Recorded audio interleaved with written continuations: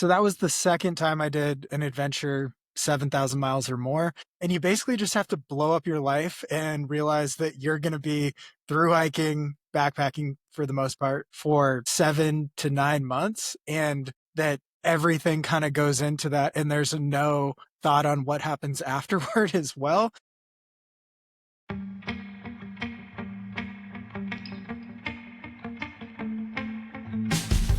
It's Golden Hour Adventure Time, featuring everyday people doing extraordinary things.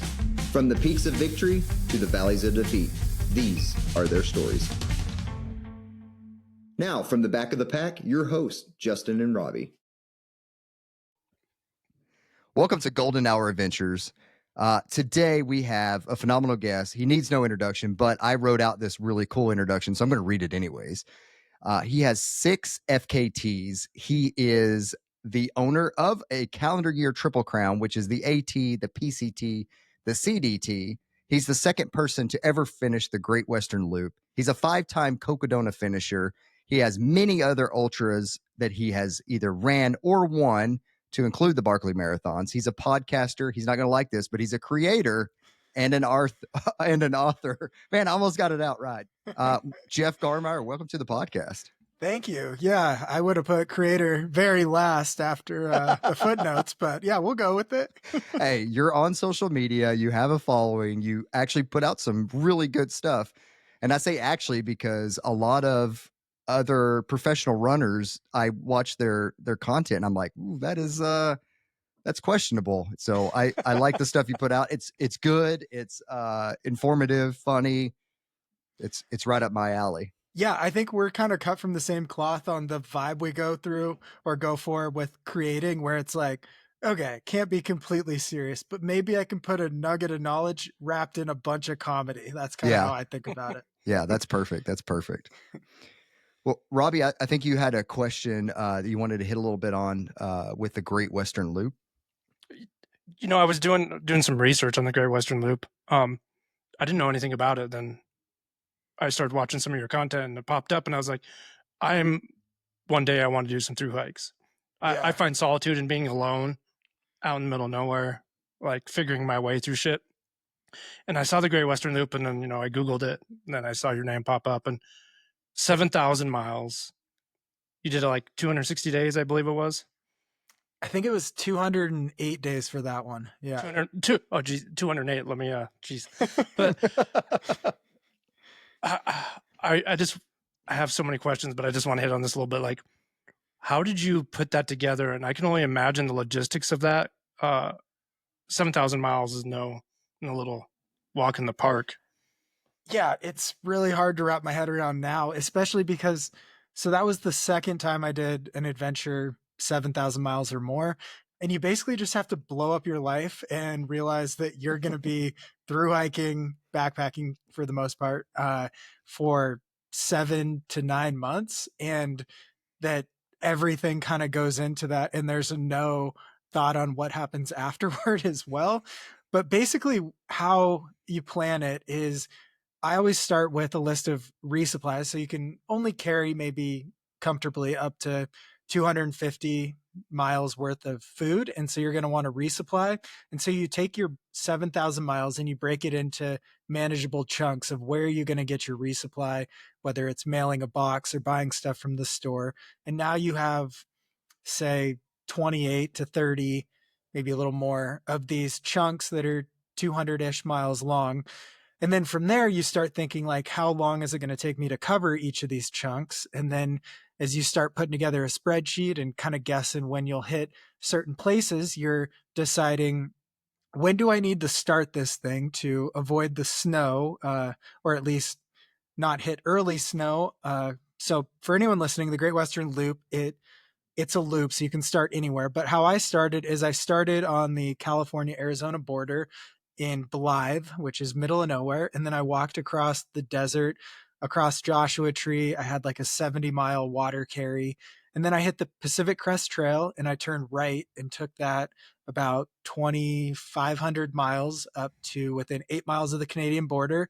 Then I made another right turn and followed the Pacific Northwest Trail for 600 miles and then turned right again on the Continental Divide Trail, followed that all the way down to roughly Doc Campbell's in New Mexico, and turned right onto the Grand Enchantment Trail, and then joined the Arizona Trail.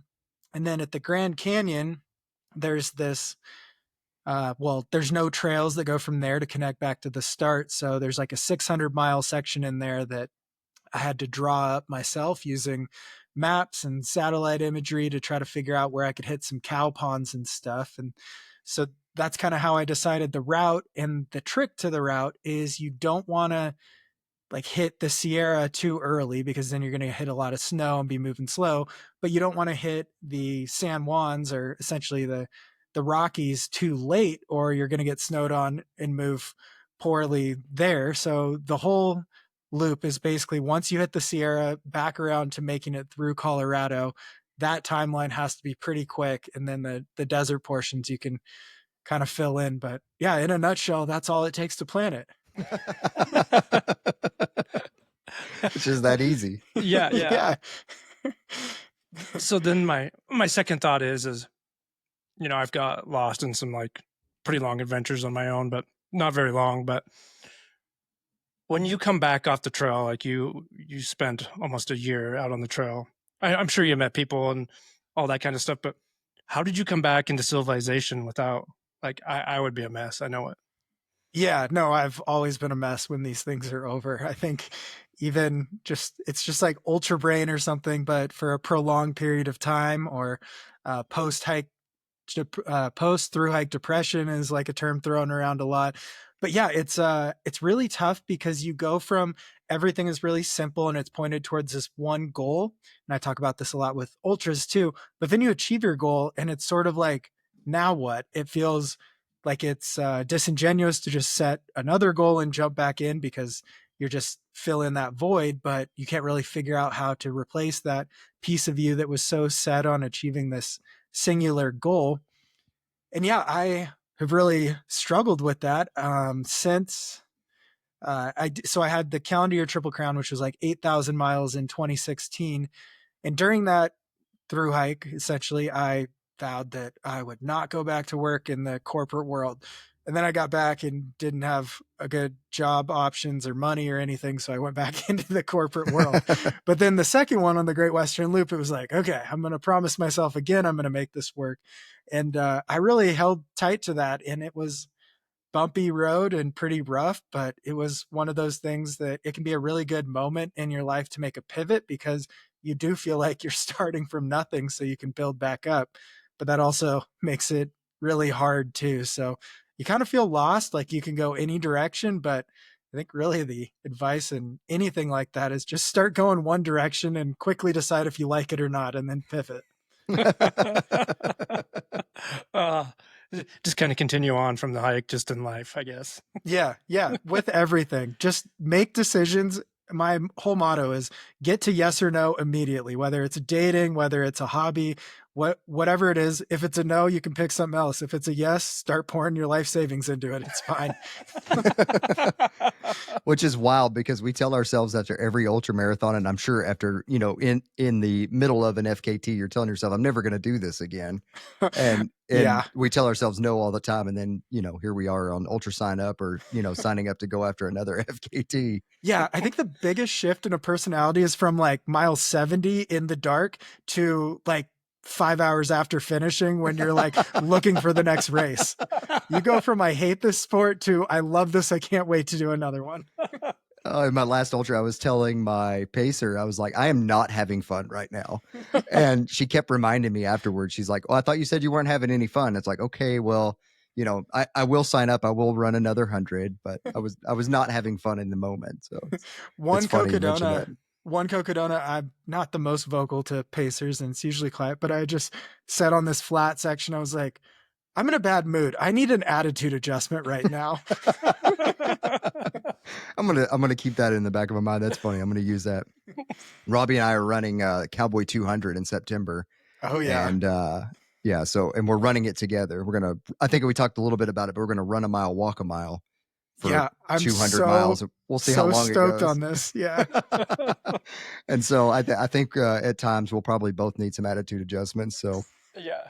it's gonna be great. Hopefully you both don't need one at the same time. That's Yeah, gonna that be would. tough. We'll both be out there doing a trail nap and get lost in the sauce of it. But it's gonna be We'll just wild. tell some random person walking by we need an Yeah, hey, attitude can you just adjustment. both slap us and be done with it? Yeah, leave a note on you. Like, Yeah. if seen, wake up. I'm really looking forward to the gas station ice cream because that's what we've been hearing. The gas station ice cream is the way to go. So That's a great selling point for a race. well, it's 200 miles with 1,000 foot of gain over the entire race. So there's not. I mean, you can see the finish line, I think, from the start line. So there's not much to go off of. From This there, is why but- I'm stoked on your style. It's just like you take the most interesting pacing idea and can apply it because the race is basically the same for every step. the same. Yep. I'm just hoping it's not too hot. God, the Ooh, heat. yeah. Heat's going to get us. Well, we just had a big race this past weekend. It's, everybody watched 30 hours of live streaming. A little thing called Western States. I don't know if you've heard of it or not, but. I thought you were going to say the Breaking 4 project. But yeah. The Breaking 4. Yeah. Let's talk about the Breaking 4 let's for a talk about second. that. I didn't even think about that, but yeah, that was, what were your thoughts on? It felt on like that. 30 hours of coverage. I mean, did. I watched about 15 minutes and I was like, this was a lot. This was too much for me. Yeah. How much yeah, money do you think Nike puts into those projects like that? Probably the amount of a Super Bowl ad, I would say. Like a few Yeah. million. Yeah. That's insane. And they definitely don't care if anyone breaks the record or not. They just have all these eyeballs that tuned in to Yeah. hear. It's all about the It's- publicity. Yeah, it's just like McDonald's commercials. Like, we already know what they serve. They're not selling us on that. They're just like a reminder. Like, look at us. We're Nike. We're for really cool athletes. So buy our stuff, kind of thing. Yeah. Yeah. I mean, I was kind of bummed she didn't get it, but man, it was, I think she definitely went out there and gave it her all for sure. And I think that sub 4 is within reach very closely. Yeah, it was kind of crazy though. Just like the formation they had, like the Mighty Ducks or something, all lined up, and they're Yeah, flying. and why have pacers behind you? Like, what's the point? I mean, it's Exactly. like, is this NASCAR? Are we trying to like break the bulb behind us? I didn't get the behind pacers. That was No. weird to me. But And I didn't watch enough of the coverage to know if they explain that, because having like an hour and a half of a lead in into a 4-minute race was a little over the top. I think so too. That's why I said I watched 15 minutes, and it was that was enough. So that Yeah. was crazy. And they only had, what was it, 2 female pacers? I didn't have very many female pacers. Yeah, and they dropped off halfway, I think. Yeah, I figured they would have had more female pacers in an event that's featuring a female trying to break a 4-minute mile instead of. Yeah. It was weird. It kind of snuck up on me, and then it was like, I should probably tune in. Like, people Yeah. will talk about this, but yeah, it was fine. I don't know. It was weird, but The weird thing to me was after it was over, some people were like breaking it apart, and like how she wasn't even set up to break the 4-minute mile with how they were doing some of the time. But they had a rolling start, which I didn't even know they did Oh. in track. I didn't either. Yeah, that's really strange. And I heard her coach didn't even think she could break 4 minutes. So he never was- said that she could do it. When they asked him, he was just like, "Well, she's trained hard, and so we'll see." And I'm like, "Oh, well, the confidence there." yeah, it was a publicity stunt, but I guess it worked if we're talking what they about want. it. We're talking about it, so here it is. Oh my gosh! I think this can roll into Western States. Yeah, too, let's with go to those. Western Yeah. States. So The next big race. yeah. We're just sticking through them. Was there any surprises this weekend for you? Did anybody surprise you? Oh man. So I looked at it, and it was really cool to just see the women's field getting more and like stronger and stronger. So 9 of the top 21 finishers were women. And I think that just really goes to show that as the sport has gotten bigger and bigger, it's been more inviting to, like, in a number of races, having like equal gender splits as far as registrations based on entrance and stuff. And I just think it's really cool to see the depth of the women's field and really see them kind of up there with some of the top men too, because I think that's where a lot of growth of this sport comes. There's only so many more white dudes that are kind of nerdy we can get in this thing. I'm sure there's a few more they could let in, but that's Abby Hall has a really interesting story, coming off of surgery and injury, and then jumping in and winning the race and having to battle out there for most of the day. The women's race was pretty exciting, to be honest with you. Yeah, and I want to hit on too that the qualifying, or especially golden tickets, it's so fascinating that Abby Hall wouldn't have even been in the race without MK Sullivan's pregnancy deferral. Yeah. And so that shows that first place wasn't even, fast enough at any of the golden ticket races to traditionally get a ticket, that it's almost like, are these golden ticket races not so relevant for predicting who's going to do well at Western? Well, that's a good point too, because Riley Brady had 2 golden tickets, and I don't know if she had a bad day. They didn't really talk much about it, but I mean, she tried, but she just wasn't there. Yeah, and it's her second time too. Second time having a rough go at Western. So yeah. What'd you think about David Roach? His whole lead up, airing everything out on social media as far as his training, like not hiding anything, having to get the shot in his knee, up to winning and setting a course record at Quad Rock. I mean, he didn't hide a single thing. Do you think that maybe it was a publicity stunt, or do you think he was actually really going for it and it just fell apart? Yeah, there's a lot here on him. So it's almost the perfect story arc of a influencer, of almost like get a lot of publicity, a few brand deals, big podcast media, social media, YouTube, a few little bumps along the way, but you overcome them. And then like at some point the rubber meets the road and you realize life isn't an upward trajectory nonstop. And I think that was coming at some point. But the interesting thing is, I think the day before or something, he posted either a story or a post that was like, whether it's 7 p.m., which would have been about the record time, or 10 a.m. the next morning, which would have been golden hour. He's like, I'll see you guys in Auburn. And it was like, that does not feel very authentic, since it felt like he had 28 miles or something to go and kind of decided, if I'm not going to be up there, I'm not going to be running. So I don't know. I feel like it started with this transparent everything out there, and then it devolved into, this is my audience, this is what I'm catering towards, this is what I'm going to share, and less of that fully transparent, these are what I first thought of and now I'm going to share. And it was like, this is what my audience wants, so that's what I'm going to put out there. Yeah, that's interesting you mentioned that. And I understand that elite athletes have other races on their calendar. And if something's not going their way, then, pulling out, saving it for another day. I get that. But at the same time, like doing the justice of a massive race of Western States. And I believe it was Adam Peterman that 49th. Yep. Caught a big day initially, fell into it. Something happened and he ended up finishing 23 hours, which is out of the norm for him in a scenario or situation like he normally would have finished, well within probably the top 10 men, but he stuck it out and he finished the race. And I have a lot of respect for people that are like that. What are your thoughts on, the athletes not having their day and they just pull?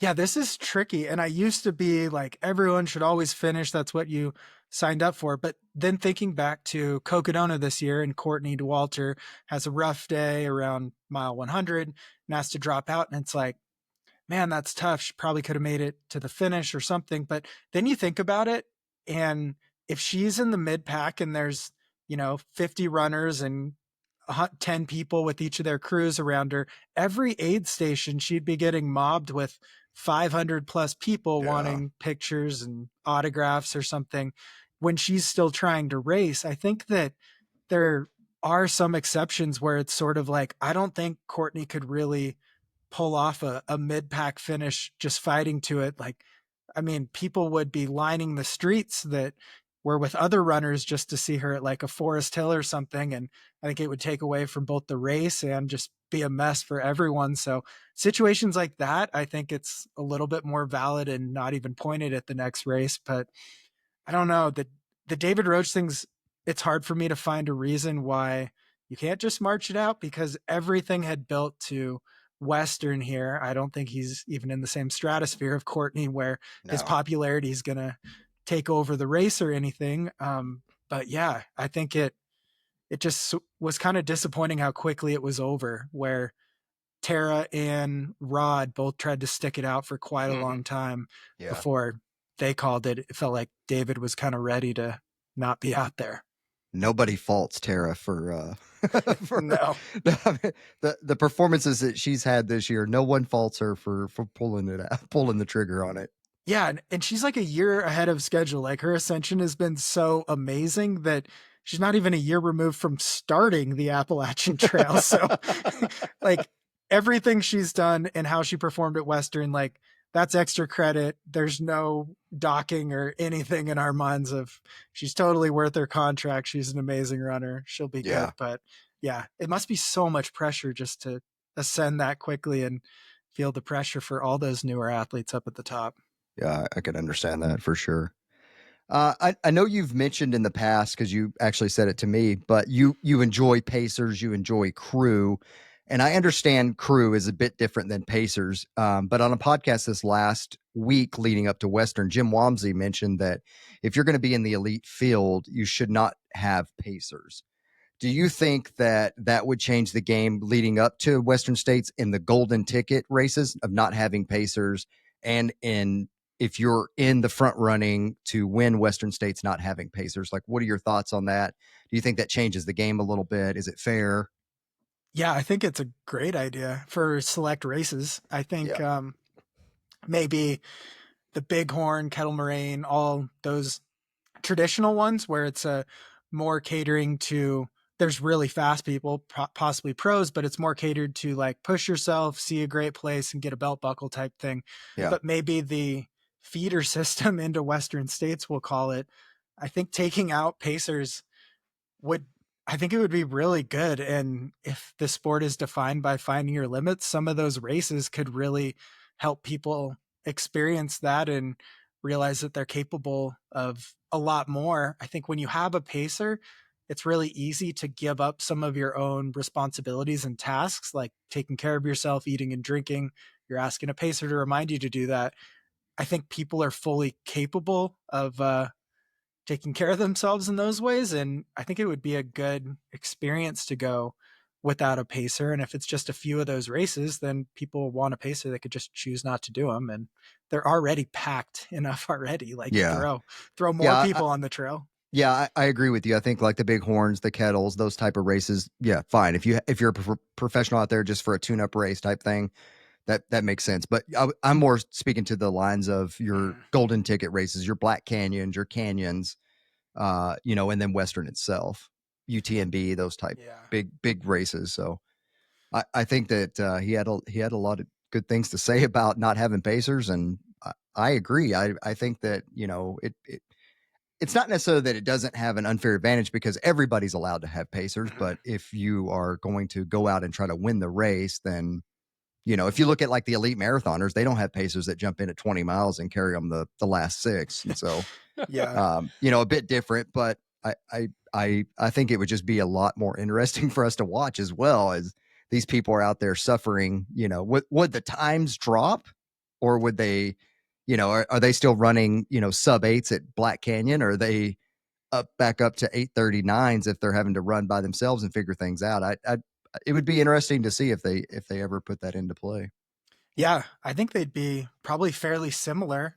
Maybe, I don't know. That's a good question. But I always like every rule or change or thought that levels the playing field. And I think taking pacers out for everyone would level the field, because there's some of those like runners who are probably good enough to be pros. Think of like a Will Murray or something, who snuck into second at Black Canyon last year, but aren't, and are traveling across the country, maybe can have a crew person, but can't fill out a bunch of pacers either. That if you just didn't have to worry about that, I think it'd just make it an interesting race and really favor a lot, maybe a different type of mindset than just amassing the best list of pacers to pull you into the finish. Yeah. You just get your other 5 professional running buddies. Exactly. I was thinking about this because I've spent a lot of time at Leadville, and they've, changed some. Getting to Winfield, you used to be able to drive up there and crew and all that. You can't do it anymore. Just the impact on those communities, the trails and all that, just the volume of people.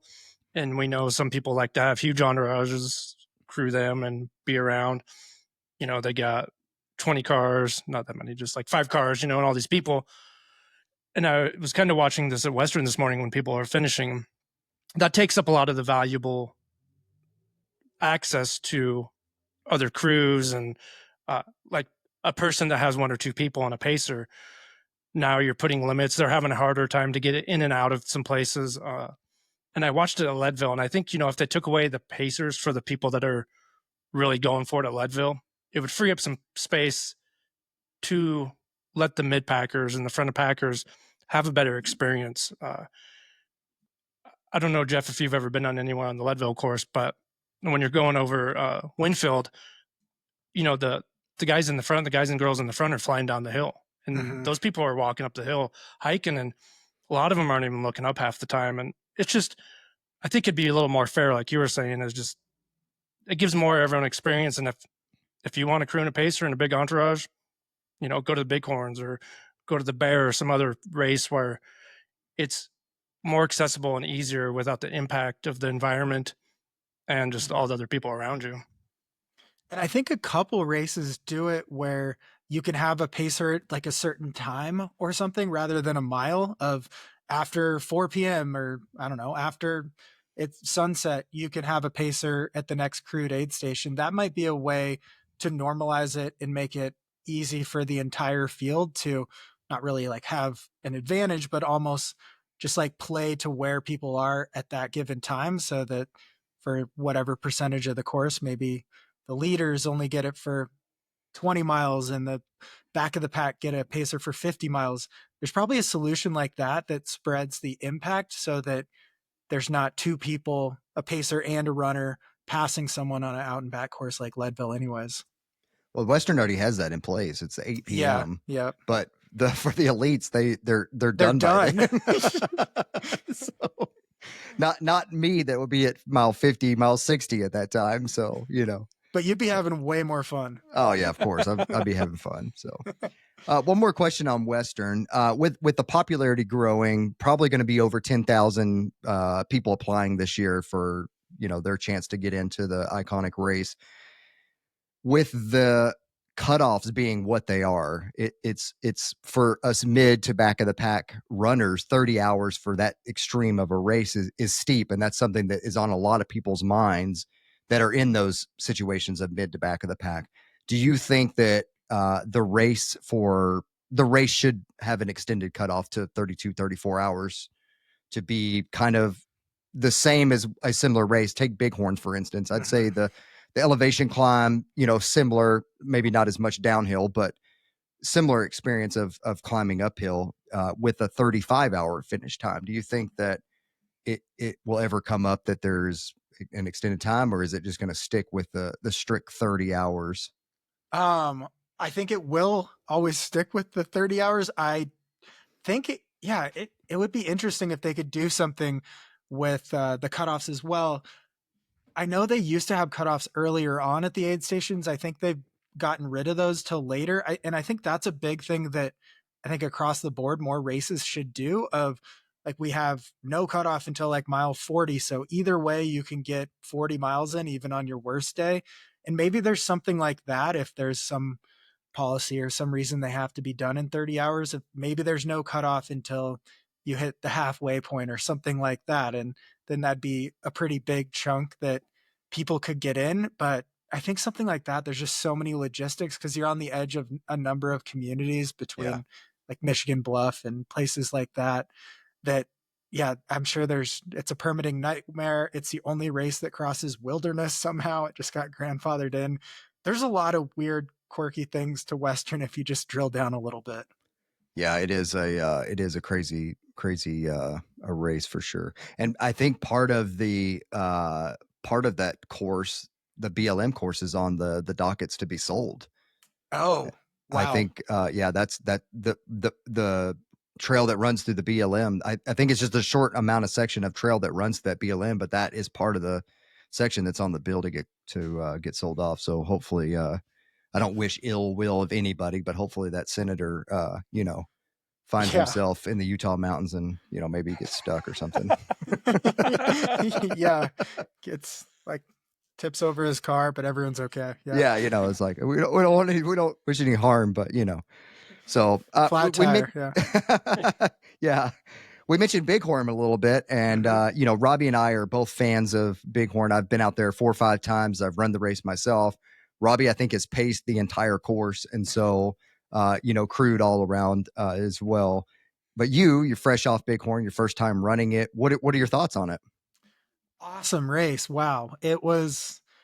I think it just really restores your faith in this community. You can go to some of the bigger races and see even like Javelina or Black Canyon or Western with all this fanfare, and it feels like media's everywhere. And it's like, what are the reasons everyone's out here? Are they authentic? And then you go to Bighorn and it's just like grassroots. 10, 12-year-olds are filling your bottles, families out there camping for the weekend at an aid station.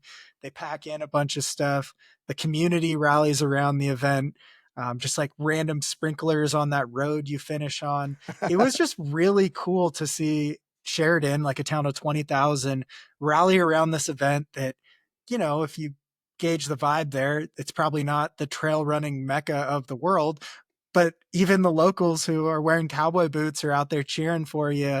And I think that's really the sign of like the impact some of these local races have on communities and why it's important to look past the biggest race with the pros at or where all the media coverage is, because that was as good a time as I've had at any race. And I didn't really have my best day or anything, but I just got to see people authentically loving to volunteer, love the mountains they're in, love their job, the other runners loving the course. And it was beautiful too. So I was blown away. I would say, unless there's a reason to do the 100, the 50 is probably awesome because it's like downhill with one climb. Yeah.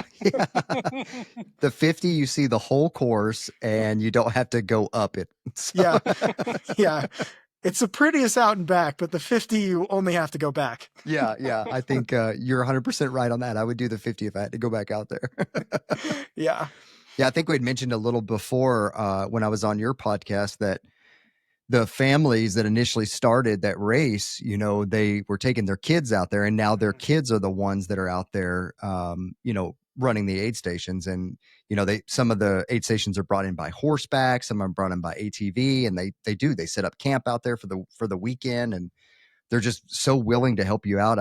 I was blown away by the help, the volunteers that show up year to year. Yeah. And they've been around long enough that they really know everything they need too. Even at the first aid station, like 14 miles in, you never really think that a race is going to have ice. It's just kind of the middle of nowhere, but they had a big cooler of ice you could ice yourself down with. And it's just like everything you could think of that you'd need. They have already figured it out because they've been around for 20 plus years. So yeah, it's really fun feeling, especially doing some newer races recently that you're out there with them figuring things out sometimes. Did you get McDonald's? Yeah. I did not know.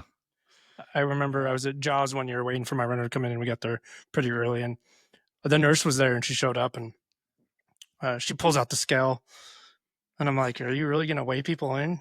She looks at me and starts laughing. And I said, "How long you been volunteering up here?" And she said, I can't remember, 15 plus years. And then I had a little lapse in between. Then the last time I was out there, she was still there. And I just remember having a conversation with her, and she goes, "I've been doing this long enough. These guys aren't going to quit.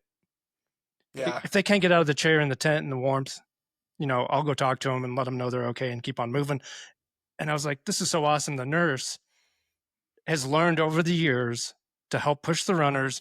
And, I've had a bad experience at some other races where the nurses pull people out way premature because they have no clue what's going on in an endurance athlete's head. And she's like, "Oh yeah, I'll let anyone go. I don't care. Even if they got a hurt ankle." And she goes, "They know better than I do." I'm like, "Oh, you're the best." It was awesome.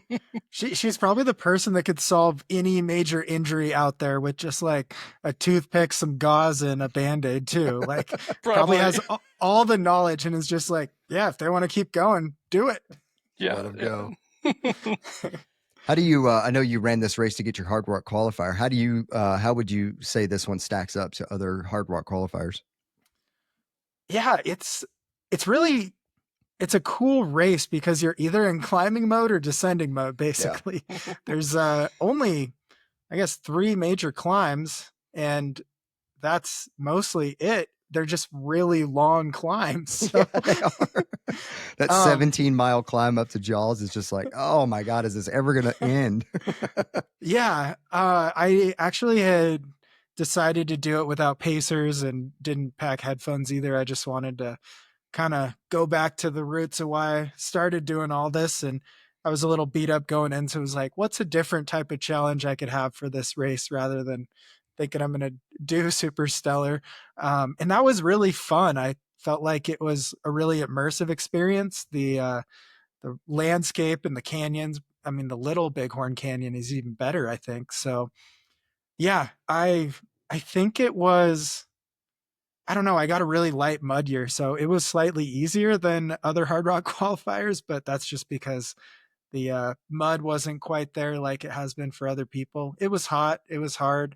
It was just, I don't know. Hard rock qualifiers, it's basically like if you want to finish, you basically can finish. You just have to keep on going. They usually Yeah. have decently, I guess, designed cutoffs, and you just keep marching. But yeah, I'd say it was a little easier. Mogollon Monster, I think, is one of the most underrated races. It's just, you have 6 different climbs and you just go back and forth over the Mogollon Rim. And so it'll beat you up. So I think this was a little nicer, just checking off 3 boxes of climbs and then Yeah. ascend to the finish. Yeah, I think, it actually doesn't even have that much climb. I mean, compared to some of the bigger ones that are 20 to 25,000 plus elevation. I think this one only has like 17, 18,000, but I think throwing in some of the elements of the mud and the heat that you're going to get and the climbs being so long, I think that's what gives it its stature of being a hard rock qualifier. Yeah. Because if you get a mud year, whew, it is bad. Yeah, and there was plenty of mud. It was just Yeah. a light mud year, and it's Yeah. just like, oh, I guess the whole thing can be mud.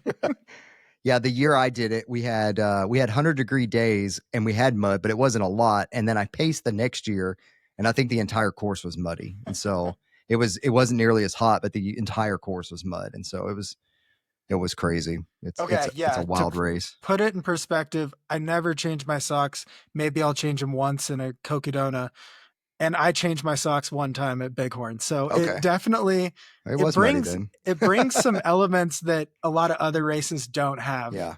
So Yeah, for sure.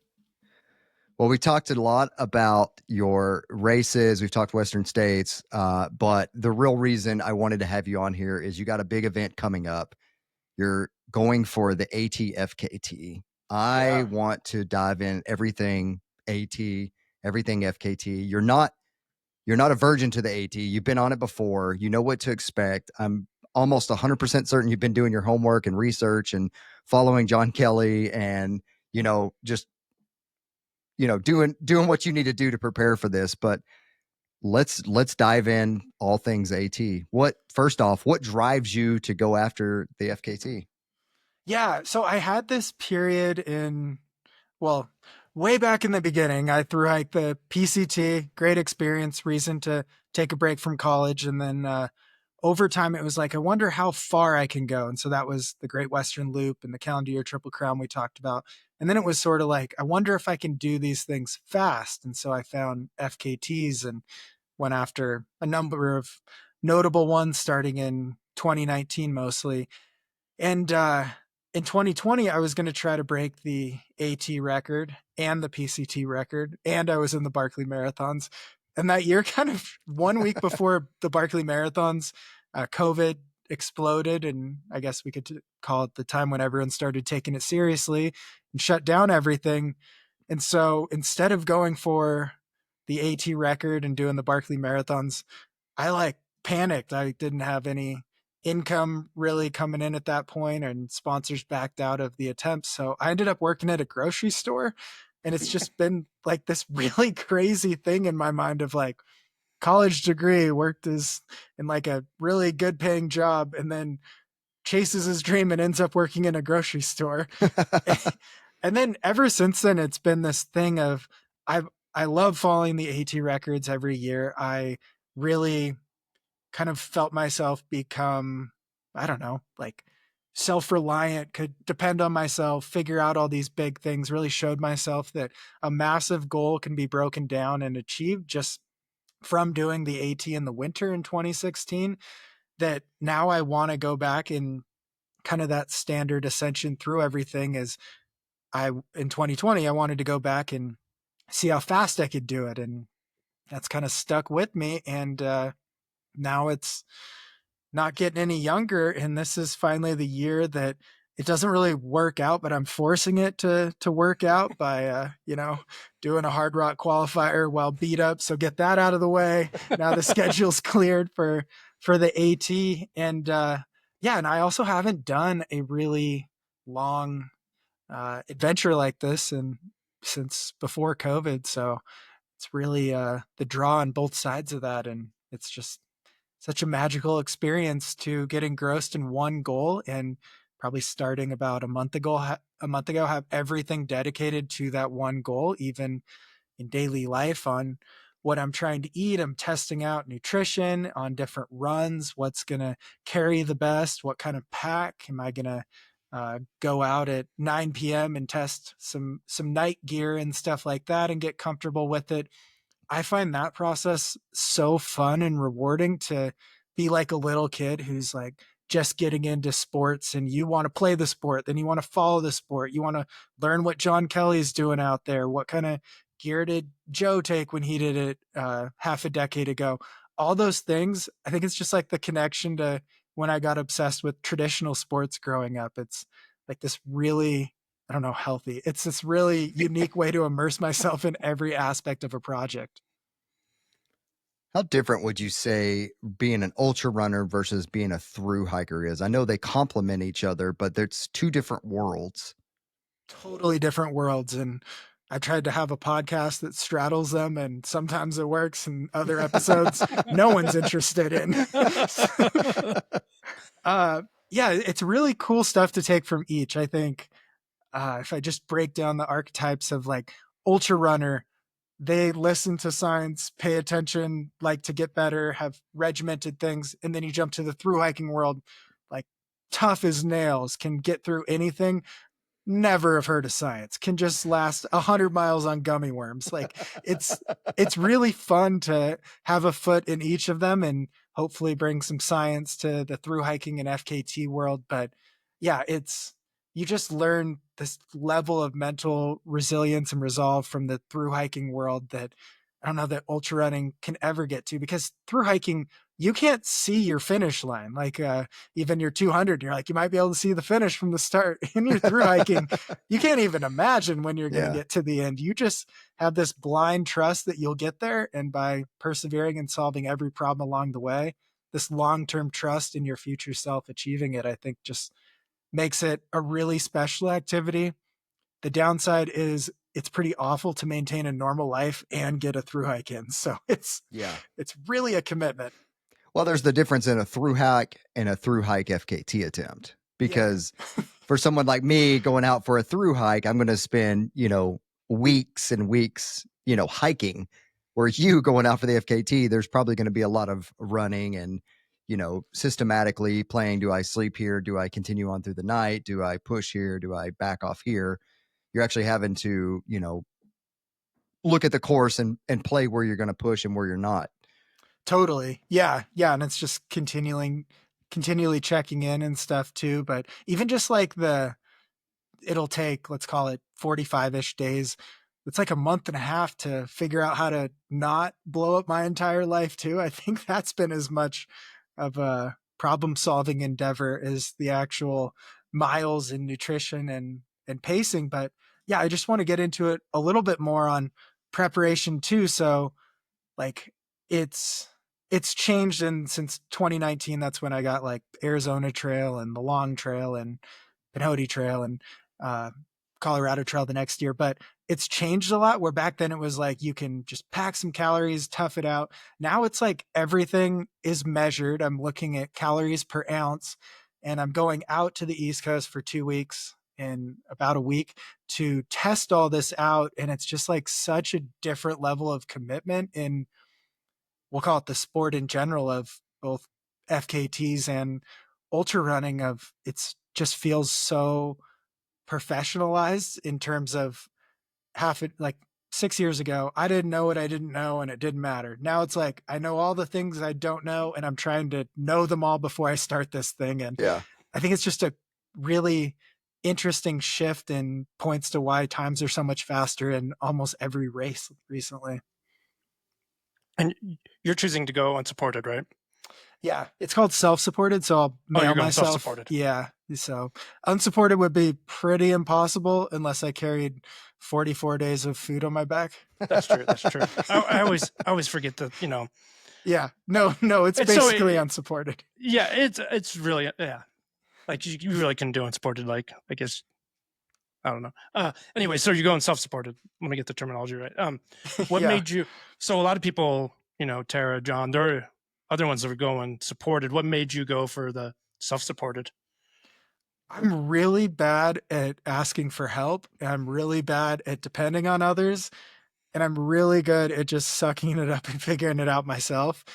Even at Cocodona a few times. So it's like full crew and pacers. It's usually the only race I have that every year. But I've like texted my aunt, who always is the crew chief there, and is like checking in if everyone's having fun. And it's just like, you need to get back to worrying about your race here. And I think that's why I like doing that race. It's fun to have my social race of the year and stuff, but it's too much stress to involve too many other people. I can't let go and expect logistics will be done perfectly. I mean, I'm terrible at planning a vacation because I'm just like, hold on, let me look everywhere for cheaper flights. Maybe we can find a better rental car. I'll just end up doing it all myself. Now, explain to people the FKT process, because there's 3 or 4 different modes that you can go when it comes to an FKT. So for the audience that's listening that may not be familiar with the different modes of FKT, can you break those down a little bit? Totally, yeah. And let's start with FKT. So it's called fastest known time, and essentially it's the record on that trail. And why does it have a weird name? Basically because written record obviously began with the internet, and so we basically don't know how fast people did a lot of these routes past 30, 40, 50 years ago. So it's, and something like the John Muir Trail has been a native route for probably 5,000 or a couple thousand years at least. So we're leaving that open, and so essentially it's a record that we know of. And then unsupported would be if you never got anything. So you start and you finish, and in between, you never go into a store, you never pick up a resupply. All the food you have from the start to the finish is in your pack at the beginning. The only thing you can get is water from natural sources. And that's a hard way to do it. I did the Colorado Trail that way, had to carry like a massive charging block just to even have navigation on my phone. And then self-supported. So this is how I'm doing the Appalachian Trail this year, is you are allowed to mail yourself packages. You can shop in stores. You can use any amenities that anyone else can use, but you can never get in a car. You have to walk in and out of town, right back to the trail where you left it. It's basically you're supporting yourself in the tools that are available to everyone else out there. And yeah, and so I'll be mailing myself food about every 150 miles. And then the way that most people have heard about the AT record recently is supported, and that means you can have a crew and you can have pacers, and even beyond the level of an ultra marathon, they can mule your stuff. So you can just run the trail and they'll be carrying your food, your water, your clothing, whatever it may be that you're going to need. All you have to do is cover the steps under your own power, and everything else goes pretty much. There's also the the partner one as well, right? You can do all of this partnered up. Team up. Yeah, you can have mixed gender teams, same gender teams, I think. This is where it gets a little messy, I think, of like, I don't know. I think it's fine that you had to introduce something like that, but it would be really hard to say that you're like unsupported, but you have your friend there with you and you're like sharing a tent or something. So I don't know. It's fine, but fastestknowntime.com is in an impossible spot with, at some point there's just going to be like drones dropping water off to people or something, or like on the top end of it, a pro athlete is going to get this insane budget to do one of these things and probably have like a mister coming out of a little drone over the top of their head, or I don't know. It just feels like we're going to run into a lot of separation between what the average person and someone well supported can do. Yeah, for sure. Now, for Tara Dower's record on the AT, John Kelly's going for it currently as we speak. Their record will not affect what you do because it's different modes, correct? Yeah, and breaking news: John Kelly just quit. Actually, I think I did see that. I hadn't confirmed it, so I did see that. But yeah, well, you broke it here, right here, Golden Hour Adventures. Yeah, this just in, newsflash. Yeah, it won't affect anything. So the self-supported record, Joe Stringbean McConaughey has at 45 days, 12 hours or so, and then the overall record, Tara Dower has at just over 40 days. So, okay. So you'll be chasing Joe's. Chasing Joe's, and if I'm feeling real magical and just floating on my feet, who knows on the top end of possible. Are you like 6'8", 6'9"? Are you a little bit taller than him, or? I think we're like exactly the same height, and we've traded records for a lot of years. And so it was really funny watching Des pace him at Western States, because she's like 4'9", or I don't know how tall she is, but it just looked so small compared. It's funny. Yeah, and she's got like a bigger following than anyone watching Western States. I know. It's just crazy. Yeah. I'd be interested to see how she jumps into ultras. Yeah, she'll be there probably. Oh, she'll prove that marathon fitness is way better than trail running fitness. On one of the videos, she called it a backpack instead of a hydration vest. I thought that was funny. She's like, I got too big of a backpack. It's like, well, okay. She'll learn. When you're that small, every backpack. Yeah, that is true. Yeah, it was only a 2-liter. It was time. It was actually a handheld she was wearing as a backpack. Well, good luck on your AT FKT. Well, I don't know if we'll be able to follow along. So if you're going to be doing some updates on social media, or recording podcasts while you're out there, going for 45 days, or how we'll be able to follow along. But good luck to you. Thanks. Yeah, I'll be putting a little bit of stuff out, just enough. But yeah, it's gonna be. I don't know. That's what this whole, just like when you do your training camp or your long run for a big event, my 2 weeks out there is when I really decide how much I can commit to getting done in a day. Yeah, for sure. For sure. Okay, Jeff. Well, we got a couple questions that we have to ask you. You already know the answers to all these questions, except for probably one, but the audience is definitely going to know, and they're going to be mad if I don't ask the the super important questions here. So, okay. These may be different, but I'm going to ask both. So when you're running a 100-miler, what shoe are you wearing versus what shoes are you going to be wearing on your AT FKT attempt? Wow, I'm so bad at this. I just like pull a different pair of shoes out every race. I just ran Bighorn in the Mount to Coast T1s. They were fine. So either that or the Adidas Speed Trail. It's not the expensive one. It's the one that they didn't put a carbon plate in, and it's 50% off almost everywhere. So that's what I've been buying. Okay, noted. I'll be buying those as soon as we get off of here. Yeah, they're so those. I do have a pair of those. They're pretty nice shoes. I like them. Yeah, if you have a more narrow foot, they're the best deal in town right now. Yeah. What is your go-to pack? I'm assuming the pack's different, if you're going to be wearing, running Bighorn as opposed to the AT. What kind of packs are you using? Yeah, I started using Ultraspire packs, and for the longest time I used Solomon, but then I've had 3 zippers fail on them, and even how the zipper's positioned, it's down the side of the pack, so if it fails, stuff can fall out. Ultraspires is the top, so I haven't had one fail, but even in my head, it's like, oh, worst case, it's still a bag that works if I had a zipper failure. So been an Ultraspire guy since Solomon failed me 3 times in a row. Nice. Yeah, we've actually had one of the reps from Ultraspire on the podcast, so we're fans of Ultraspire for sure. Yeah, they got good stuff. You mentioned nutrition a little bit. Like, what kind of nutrition for this FKT attempt are you going to be using? Are you sucking on gummy worms, or are you actually going with some real food? Yeah, it's going to be a lot more real food, but no stove or anything. So the trick is finding a diverse enough palate satisfying assortment of items. And so the bulk of stuff is going to be in a drink mix that's like 1,000-calorie drink mix in the morning. It'll have just like a little bit of creatine, salt, protein powder, and then a number of like healthy fats and stuff between like coconut milk powder and stuff like that.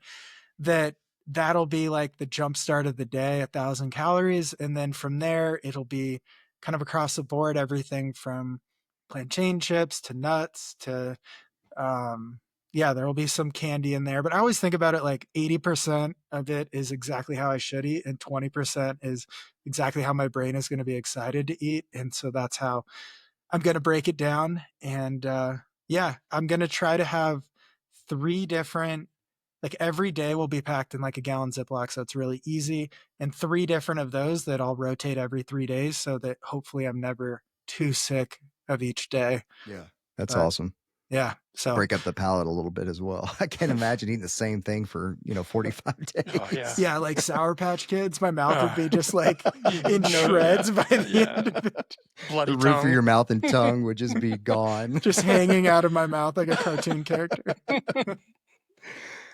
All right. This is the only question I don't think you know the answer to, but you probably do know the answer to it. If you could be any dinosaur, what dinosaur would you be and why? Wow. That's a good one. I mean, do pterodactyls count as a dinosaur? Yeah, the pterodactyl definitely counts. It's a sick animal. I mean, they're so big they can fly. Yeah, I think I'd pick pterodactyl.